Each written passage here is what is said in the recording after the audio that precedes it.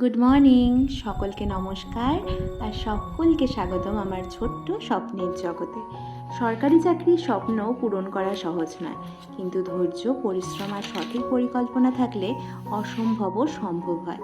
এই বিশ্বাসেই কিন্তু আমার এই পথ চলা শুরু, আর তোমরাও এই যাত্রায় আমার সঙ্গী হয়ে থাকো। চলো একসাথে আমরা পড়াশোনা করি, একে অপরকে অনুপ্রাণিত করি আর আমাদের স্বপ্নের দিকে এগিয়ে যাই। আমার আজকে সকাল শুরু হয়েছিল 7টায় আর আমি পড়তে বসেছিলাম 7:30টায়। 1 ঘন্টার মতো আজকে পড়তে পেরেছি জানো সকালবেলায়।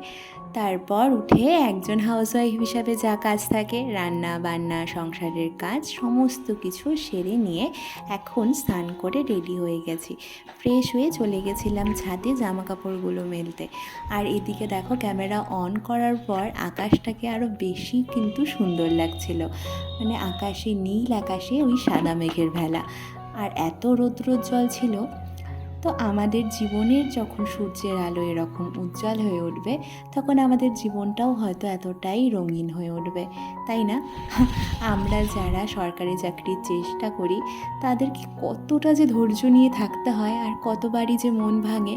আর যতবার মন ভাঙেই এই ঠাকুরের উপর ভরসা করে আমরা আবার উঠে দাঁড়ানোর চেষ্টা করি, আবার এগিয়ে চলারও চেষ্টা করি। তারপর পড়তে বসবো, কিন্তু পার্সেল দাদা ফোন করলো, একটা পার্সেল এসেছে। চলো আজকে তোমাদের সাথেই আনবক্সিং করি।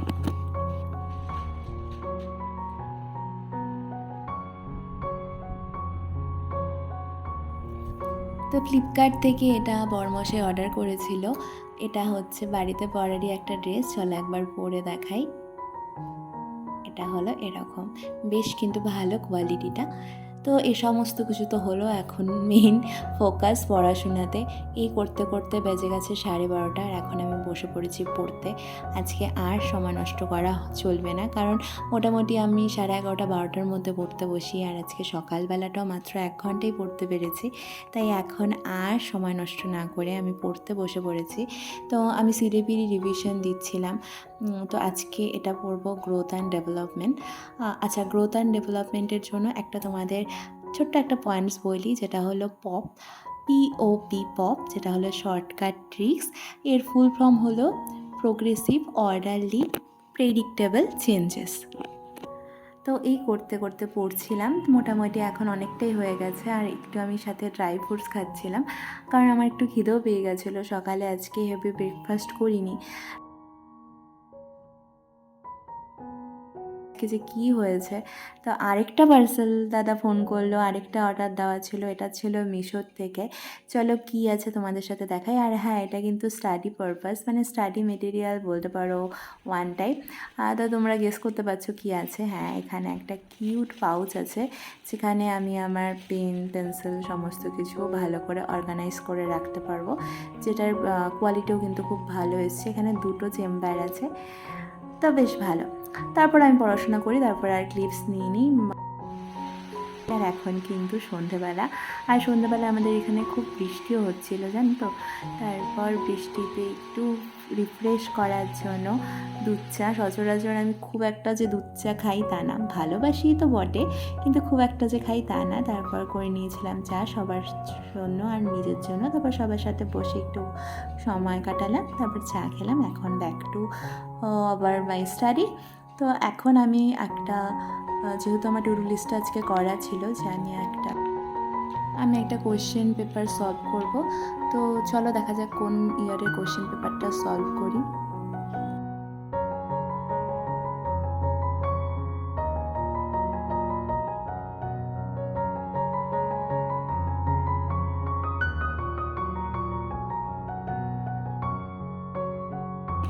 তো এটা 24 জানুয়ারি কোশ্চেন পেপার, এটা এখন আমি সলভ করছি।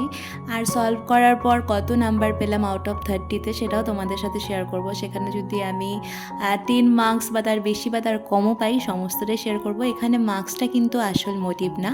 মোটিভ হলো তুমি যেটা ভুল করছো সেটাকে রেকটিফাই করা, আর যেটা তুমি ঠিকও করেছো সেটাকে লং টার্মের জন্য ব্রেনে স্টোর করে রাখাটাও কিন্তু দরকার।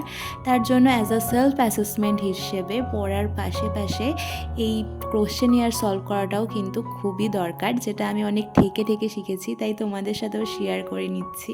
আর হ্যাঁ, তোমরা আজকে যদি কেউ আমার ব্লগটা দেখার সাথে সাথে কোনো কোশ্চেন পেপার সলভ করে থাকো, কত নাম্বার পেলে, তোমরাও কিন্তু শেয়ার করো।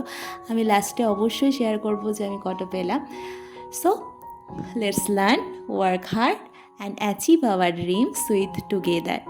তো এই হলো আজকের আমার নাম্বার। তোমাদের সাথে দেখা হচ্ছে অন্য একটি নতুন ব্লগে। ততক্ষণ stay tune, stay connected and stay focus. চলো, টাটা।